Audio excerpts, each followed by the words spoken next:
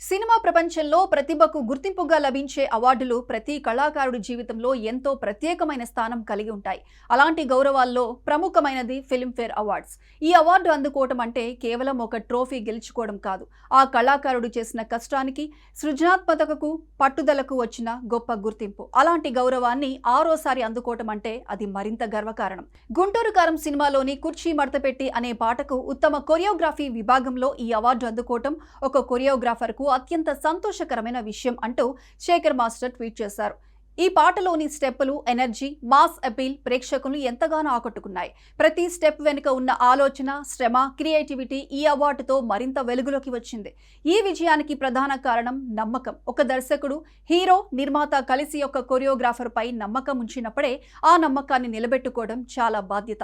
ఈ సందర్భంలో మహేష్ బాబు, త్రివిక్రమ్ శ్రీనివాస్, నిర్మాత చిన్నబాబు ఇచ్చిన అవకాశమే ఈ విజయానికి బలమైన పునాది అయిందని, వారి విశ్వాసం లేకపోతే ఈ స్థాయిలో పనిచేయడం సాధ్యమయ్యేది కాదని శేఖర్ మాస్టర్ అన్నారు. ఒక పాట విజయవంతం కావాలంటే కేవలం స్టెప్పులు మాత్రమే సరిపోవు. దాన్ని తెరపై ప్రాణం పోసే నటులు కూడా అంతే ముఖ్యమైనవారు. ఈ పాటలో Mahesh Babu style, screen presence, energy ప్రేక్షకుల్ని మంత్రముగ్ధులు చేశాయి. అదేవిధంగా శ్రీలీల తన డాన్స్తో పాటకు మరింత అందం తీసుకొచ్చింది. ఈ ఇద్దరి కృషి వల్లే 'కుర్చీ మడతపెట్టి' పాట ఒక సెన్సేషన్గా మారింది.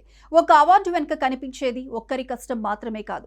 దాని వెనుక ఒక పెద్ద టీం ఉంటుంది. అసిస్టెంట్ కొరియోగ్రాఫర్లు, డాన్సర్లు, టెక్నీషియన్స్, కెమెరా టీం ఇలా చాలా మంది కలిసి పనిచేసినప్పుడు మాత్రమే ఒక పాట అద్భుతంగా రూపుదిద్దుకుంటుంది.